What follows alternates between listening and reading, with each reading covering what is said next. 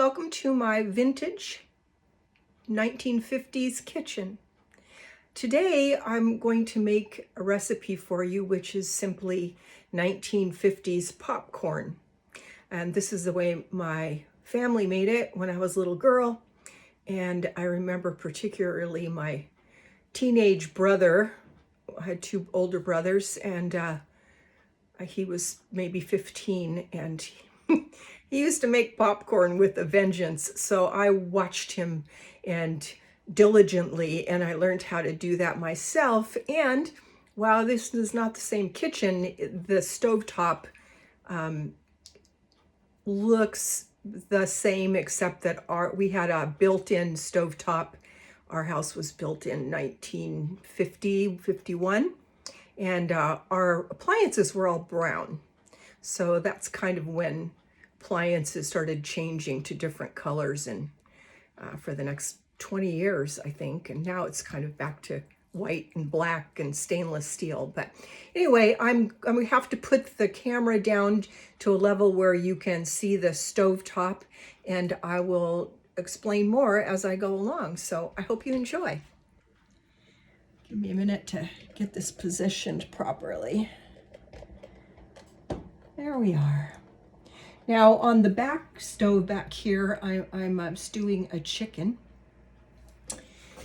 And I'm going to light my stove. It will light itself, but it takes a long time and a lot of gas escapes while it's doing that. So I prefer just to use a lighter like this so that I can light it quickly and not have a lot of gas escape, obviously. So when I was a kid in my mom's kitchen, we had Crisco to cook with, and we had, this is as long as I can remember, the Crisco container has been a blue color. This is obviously a modern one, and then they have one that just came out recently that looks like it's vintage, but I don't personally remember the label ever looking like that. So this is what we had in my mom's kitchen, but the huge half a gallon size. So what we did was we put some Crisco in a pan on medium heat, or medium low, I would say. And we let that melt. And then once that melted, we would, ooh, it's already starting to smoke. We would, in this case, I'm making just a batch for one person. Of course, if you want to do more, you can double it. So 1/4 of a cup. And these actually were the very same cups that we use. These are the aluminum cups from my mom's kitchen. This is a quarter cup. And actually, I'm going to put a little more Crisco in there. I think we had Crisco, and I think we had bacon grease on the stove in a coffee tin, which was not uncommon back then. Eventually, we stopped doing that, but when I was a kid, that's the way we did that.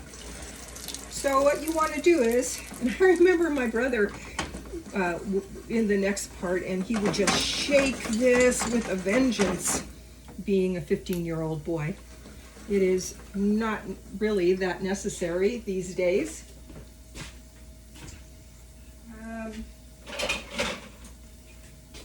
You just want to let the popcorn simmer a little bit. You can see it bubbling, or I can see it bubbling. I don't know if you can.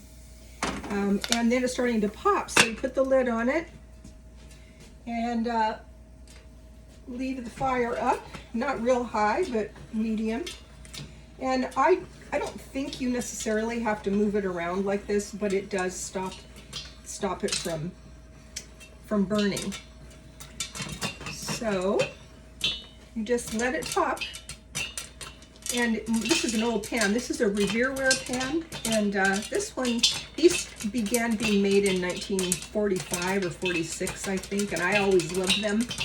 And I bought set off of eBay. I bought different pans over the years, so I still cook with this because I really like the way it cooks. The copper spreads the heat nicely. So you can see the steam coming off and hear it popping. And there's not that much popcorn in here, so it will slow down quickly. You can hear that it's stopped popping. Pass it around the outside, see if we got any more thing. And just turn it off. Okay, now it's popped. And before I put it into the bowl, I am going to take this half cup container. This is the way we did it when I was a kid. This is not necessarily the way I would do it now, but this is the 1950s way, so we'll do it the 1950s way. So we put the butter in the little measuring cup, aluminum measuring cup, and literally just turn the fire on under it. And while we're waiting for that to melt, I'm going to use a Tupperware bowl. And Tupperware did start in right after World War II, or about 1945. This is not that old. This one is from I want to say the late 80s, early 90s. I've had it all that time, but it's not really old. And I think the real old Tupperware would be pretty gross. But anyhow, so popcorn goes in the bowl, butter boiling, salt. I take the butter off the stove.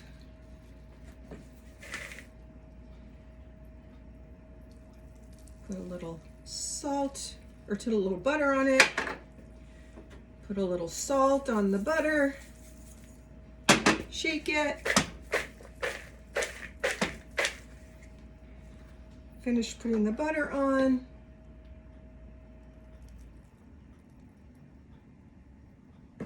And of course, if you want more butter, put more butter.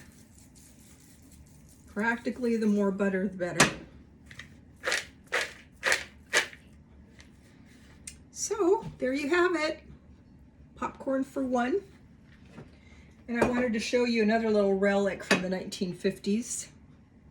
This little teapot tray, which could be a spoon tray, or you can put it on the wall. And this is definitely 50s, and this says, "No matter where I serve my guests, it seems they like my kitchen best." And I think it's darling. So that's the recipe. Hope you enjoyed the commentary. Thank you for coming along, and I will be doing more recipes off and on over than however long my channel exists, which I hope will be for a long time. So God bless, and please hit the subscribe button and the like button if you found value in this. Thanks so much. Bye-bye.